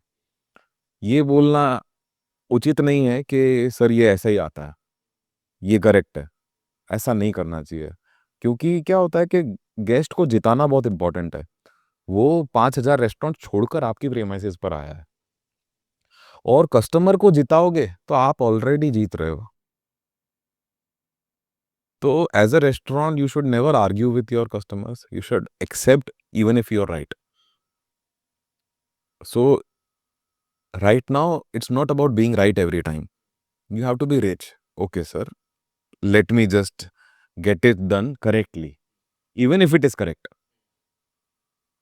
So that is how we see it. Customer को जिताओ, आप अपने आप जीत जाओगे. Is customer always right? Yes. Customer is always right and you have to make them win. And Ahmedabad से ना एक स्टार्टअप है सिंपली सेल ऐड करके, एंड सोहम करके बंदा है, उसके साथ मेरा पॉडकास्ट भी हुआ था. क्या या सो वो शार्क टैंक में गया था, उससे वहाँ से उनको फंडिंग मिली, एंड मॉम एंड सन का कॉम्बो है, very nice combo. So they are opening a restaurant right now, ताकि सिंपली सैलाड को अच्छे से वो डिलीवर कर सके. सो आपने वो उनका अभी तक एक आउटलेट ही उन्होंने ओपन किया है, और दूसरा उन्होंने मुंबई में क्लाउड किचन ओपन किया हुआ है. Okay. ऐसा तो is there any way if some reach outs to you, you can help him, because he might need help, and how if he is not reaching out to you, how अगर जो कोई same अगर जो simply seller जैसा startup करता है, तो कैसे अपनी रेस्टोरेंट्स को ग्रो कर सकता है? सी अब उसका मॉडल सेट है कि भाई उसको इस मॉडल में सैलेड्स वाले मॉडल में जाना है, तो उसको उसको उसके अंदर थोड़ा ड्यू डिलिजेंस करना पड़ेगा, क्योंकि वो कौन से लोकेशन में जा रहा है वो भी इम्पोर्टेंट है. कौन से लोकेशन पे जा रहा है और उसकी टारगेट ऑडियंस कौन है और वहाँ पे कंपटीशन कितना है, बहुत सारी चीज़ें ध्यान में रखनी है. तो और कंपटीशन से बेटर प्रोडक्ट आप कैसे ला रहे हो, तो ये सब चीज़ों का ध्यान में रखते हुए, सो देखिए, मैं I am very open to giving suggestions. I can not ensure success to anybody, but I can always give suggestions, and yes, I'm open to that. Okay, आपने 2 अवार्ड जीते थे, तो टेल मी अबाउट दिस. आप बोल रहे थे ना कि आपको ये दुःख होता है जब अवार्ड नहीं मिलता है, सो ये 2 अवार्ड मिले थे, तब कैसी वाइब थी? क्या था? लास्ट ईयर 2024 में मुझे 2 बहुत बड़े अवार्ड्स मिले हैं, जो मैंने नहीं सोचे थे मेरे सपने में भी कि मुझे ये अवार्ड्स मिलेंगे. क्योंकि ये मेरे लिए बहुत बड़ा बेंचमार्क था कि एक सबसे पहला तो मुझे hospitality entrepreneur of the year award मिला है in 2024 by IIHM and IHC. Okay, what is that hospitality entrepreneur? Hospitality entrepreneur, see हमारी industry is hospitality industry. We are into food, so it's not just food, it's hospitality. So एक मैं hospitality word पे एक चीज़ clear करना चाहूँगा लोगों की कि हम हमारी इंडस्ट्री फूड इंडस्ट्री है, but we are governed by hospitality industry. So hospitality and service are 2 different things.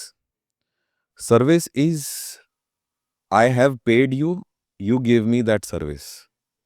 Hospitality is I am coming to your premises, how are you treating me? How am I feeling when I am under your setup? How is the whole experience? And if I am feeling good, that is hospitality.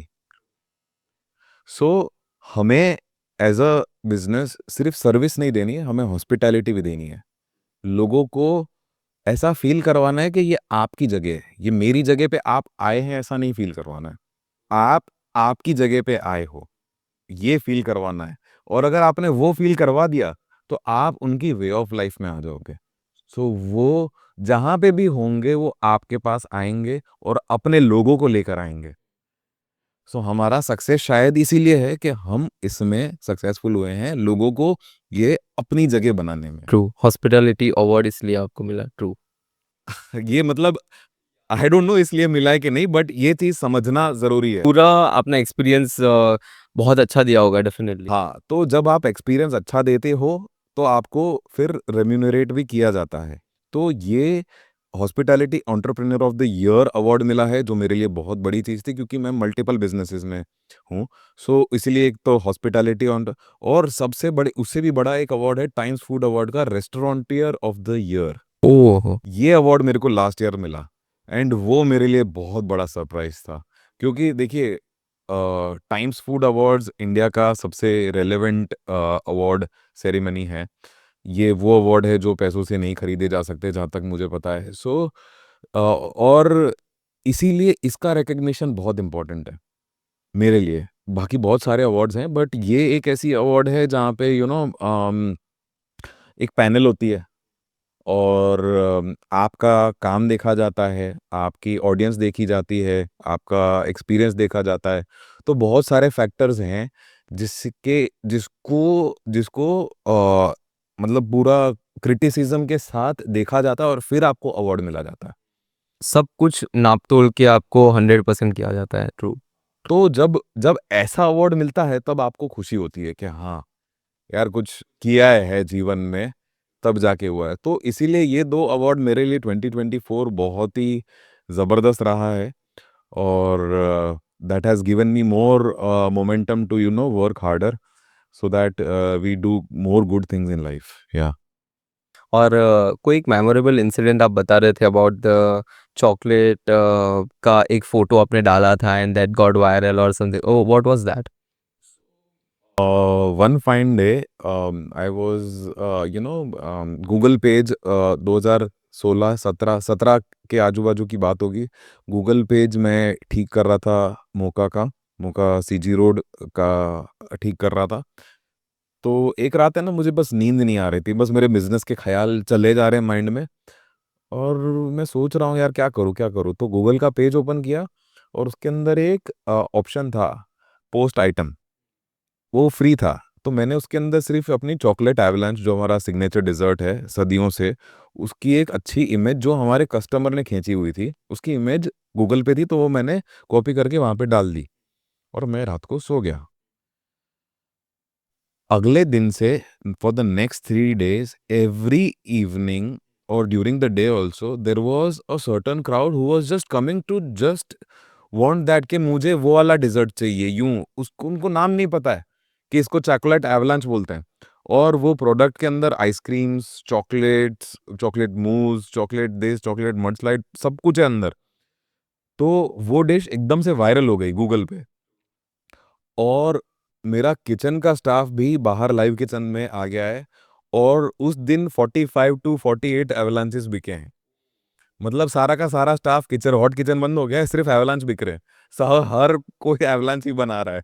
फिर मेरे bowls खत्म हो गए, बोल रहे नहीं नहीं चलेगा, प्लेट में दे दो। कस्टमर बोल रहा है नहीं, बाउल खत्म हो गए, कोई नहीं, प्लेट में ला के दो, पर मुझे तो खाना यही है क्योंकि पूरा रेस्टोरेंट वही खा रहा है। क्या बात कर रहे हो? तो ऐसा सब हो जाता है। तो फिर उसके बाद मैंने इतना ट्राई किया वापस से ये क्रिएट करने का, पर कभी नहीं हो पाया।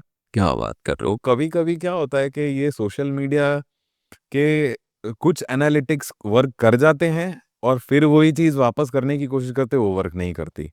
सो बहुत टाइम बाउंड चीज़ें हैं और बहुत प्रोज़ एंड कॉन्स हैं। मैं सोशल मीडिया को ज़्यादा नहीं समझ पाता हूँ क्योंकि मैं भी अभी सीख ही रहा हूँ। बट हाँ, पूरी दुनिया भी सीख ही रही है।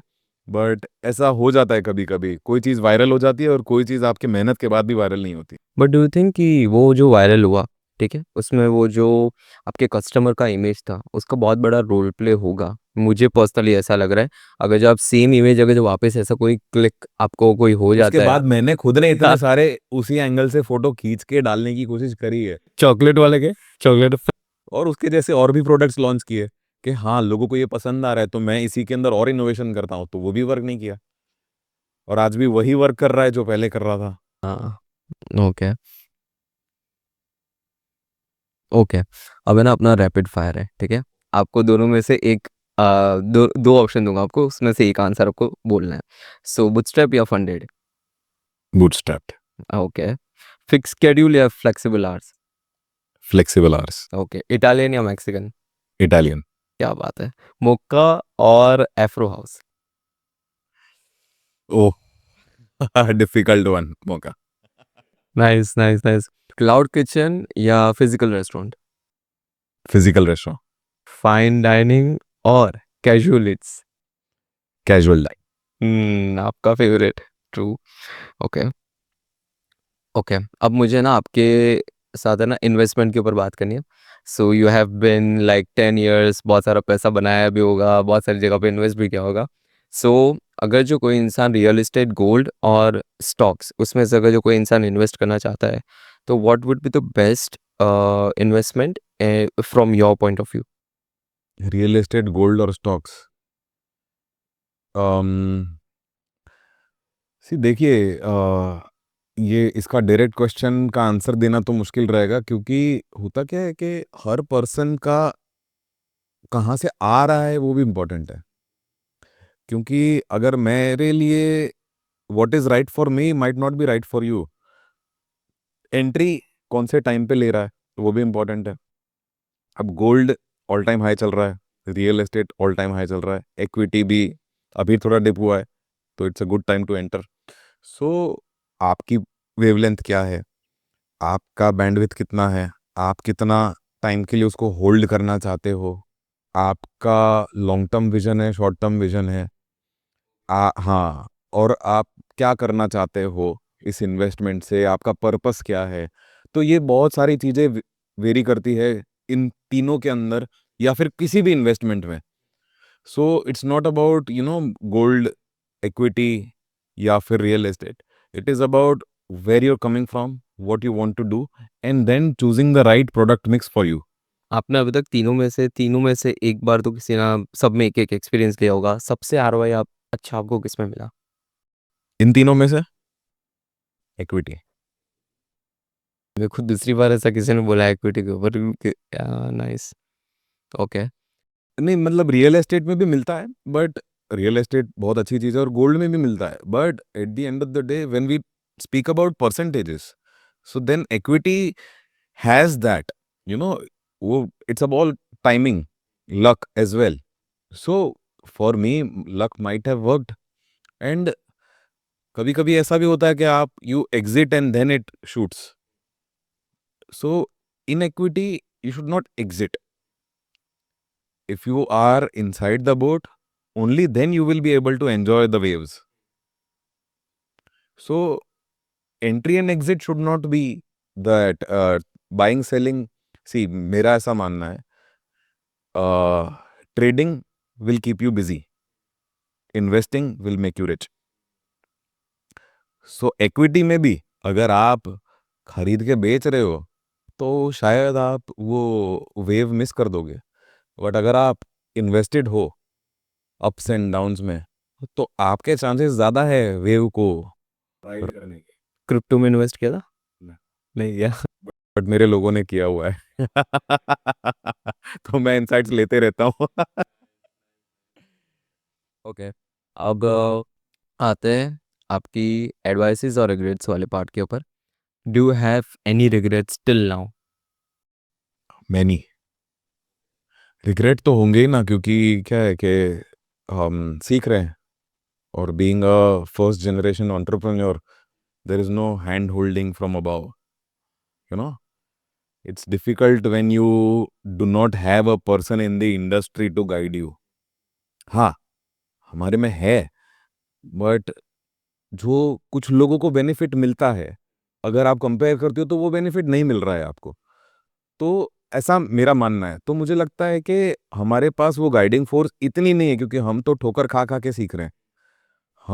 हमारे पास कोई, मेरे पास कोई एफएनबी की डिग्री नहीं है, मेरे पास कोई प्रॉपर वो नहीं है, बट सिर्फ एक चीज़ है, एटीट्यूड एंड कुछ कर गुजरने की चाह, जिसके वजह से मैं यहाँ तक हूँ। सो उसके लिए क्या है कि बहुत ज़रूरी है to stay consistent with your efforts. या ओके। सो कोई भी ऐसे रिग्रेट जो आप नेम करना चाहते हो, जो आपको एक रिग्रेट तो ऐसी होगी जो आपको ऐसा होगा कि यार ये चीज़ अगर जो पहले हो गई होती या ये चीज़ मैंने पहले कर दी होती। फॉर एग्जांपल लेते हैं, आपने हायरिंग अगर जो 5 साल बाद की, आपने सोचा यार पहले साल 2 साल पहले ही मैंने ये कर लिया होता या मैंने फास्ट थोड़ा ज़्यादा मूव किया होता तो things would have worked out far more better than this. हाँ, ऐसा भी बहुत बार होता है, क्योंकि होता क्या है कि we compare ourselves with so many people and so many businesses, so there are so many people who are doing better than you. So ऐसा लगता है कि they might have done a better job. तो एक वो regret है कि हम जहाँ पे हैं, हम बेहतर जा सकते थे अगर हमारे को राइट नॉलेज मिल गया होता तो एक वो रिग्रेट है। और प्लस क्या है कि एक रिग्रेट ऐसा है कि बहुत ऐसे भी लोग हैं जो हमारे साथ 8 साल से थे, पर वो पिछले 2 साल में हमारे साथ नहीं है। बहुत अच्छे लोग। सी मेरी स्ट्रेंथ है मेरे लोग, मेरी सिस्टम तो है, बट मेरे लोगों के बिना मैं कुछ नहीं हूँ। तो ये फैक्ट है, अगर मैं कुछ हूँ तो वो इसीलिए हूँ क्योंकि मेरे लोग अपना काम कर रहे हैं। तो ये मेरा सबसे बड़ा रिग्रेट है कि मेरे इंपॉर्टेंट लोग 80% मेरे साथ हैं, पर वो जो 20% जो मेरे लोग थे, उनको मैं वो ग्रोथ नहीं दे पाया जो उनकी एक्सपेक्टेशंस पे मैं खरा नहीं उतर पाया, क्योंकि वो लोग आज खुश हैं अपने जीवन में। बट वो मेरे को ऐसा लगता है मेरे साथ होते तो मुझे ज़्यादा खुशी भी मिलती और उनको भी ज़्यादा खुशी मिलती। But you can not appeal to everybody. You cannot appeal to everybody at all the times. So I am blessed. I'm glad that I had one of the finest people in the industry to work with me. And I'm still very, I have so much of gratitude कि मेरे पास बहुत अच्छी team है। True. 3 advices to founder जो restaurant की industry में आना चाहता है। 3 एडवाइसेस। हुँ। एक एडवाइस मैं ये देना चाहूँगा कि अपने अहमदाबाद में और गुजरात में क्या है कि कॉन्फिडेंस की कोई कमी नहीं है, और अनफॉर्चुनेटली वो कॉन्फिडेंस है ना ओवर कॉन्फिडेंस बन जाता है, जो अनफॉर्चुनेटली मुझे दिखता है। हाँ, मुझे दिखता है कि नए-नए प्लेयर्स जब आते हैं इतने कॉन्फिडेंटली और इतनी महँगी-महँगी जगह को इतने महँगे-महँगे रेंट्स में ले लेते हैं, और फिर 1-2 साल बाद वो थकते हैं कि पीएनएल बैठ नहीं रहा है, I am not able to do the justification in my business to my people, my customers and all that, then you have to work on your back end to get it sorted, and you have to find new people to get it sorted. So मैं बस ये बोलना चाहूँगा, your business does not start from the day you open your restaurant. Your business starts when you finalise that property.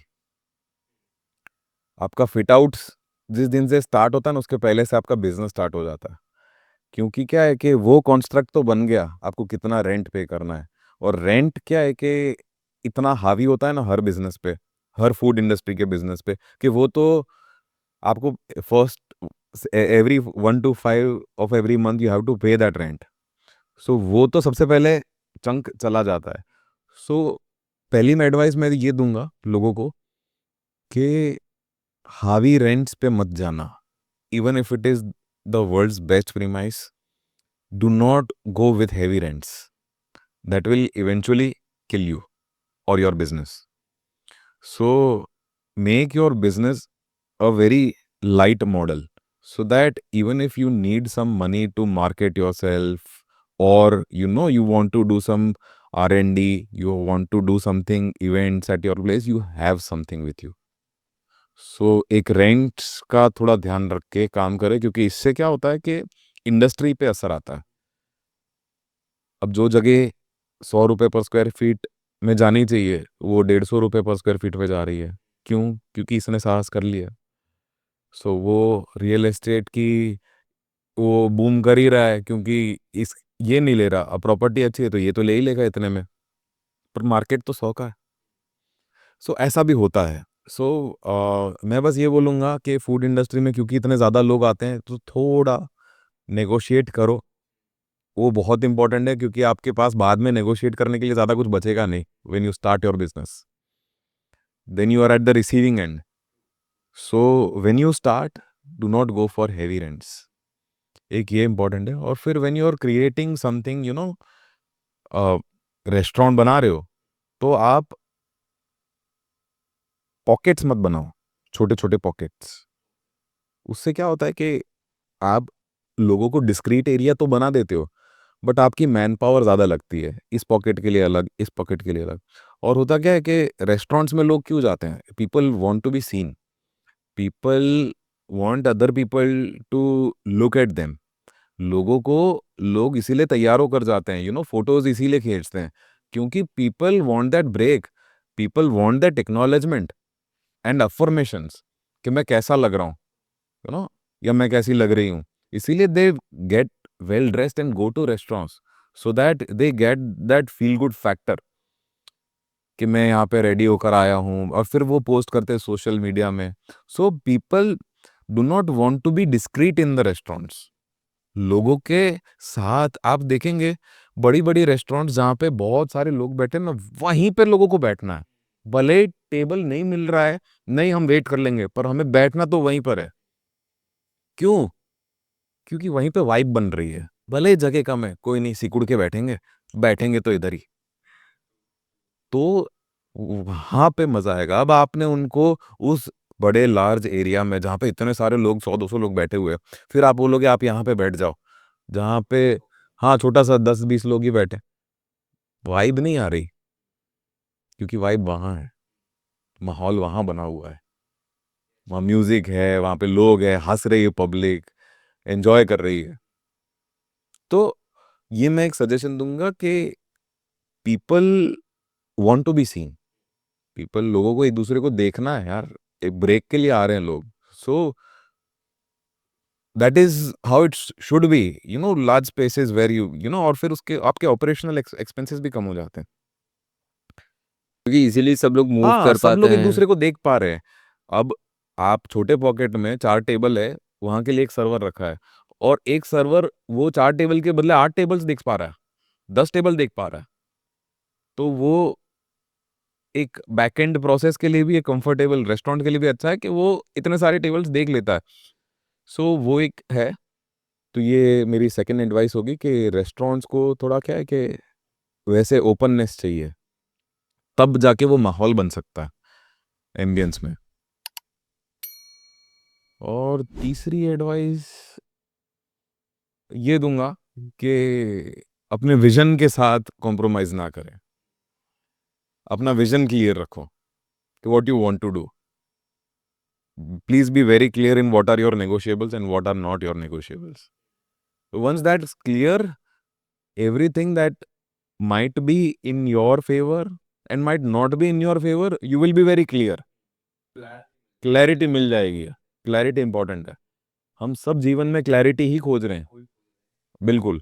So once you have your non negotiables clear कि भाई ये ऐसे ऐसे करेंगे, और वो आपकी टीम के साथ क्लियर है ना, तो वो भी उस प्रिंसिपल्स के साथ ही काम करेंगे कि बॉस कस्टमर एक्सपीरियंस नहीं बिगड़ना चाहिए, ये प्रॉब्लम अपनी है, रेस्टोरेंट की है, इसमें उसकी क्या गलती? वो तो आया है, पैसा दे रहा है ना अपने को, कस्टमर, तो उसको तो जिताना है। फिर आपके ये प्रोडक्ट नहीं आया, या फिर ये इसने इसको नहीं दिया, ये इंटरनल कम्युनिकेशन, या फिर हाँ, वो सब उनका प्रॉब्लम नहीं है। They is coming for a break and you have to give them. So that is important. So और भी बहुत सारे हैं, but I will boil down to these 3। Second वाला मेरे को भी पहली बार ही ऑब्जर्वेशन में आया। जो आपने सेकंड पॉइंट मेरे को अभी बताया ना, that was new something for me. या सो डन मयंक भाई, thank you so much for the podcast. Hope so आपको बहुत ज़्यादा मज़ा आया होगा। अरे कैसा बहुत लगा बहुत एक्सपीरियंस? मजा आया, बहुत मजा आया। ऐसा लग रहा है मेरे दिमाग में से सब कुछ बाहर निकल गया। जो भी मेरे मन में होता है, आज सब कुछ बाहर निकाल दिया मासूम ने। मज़ा गुड आया? गुड गुड, बहुत ऑल मजा गुड? आया, बहुत मजा आया।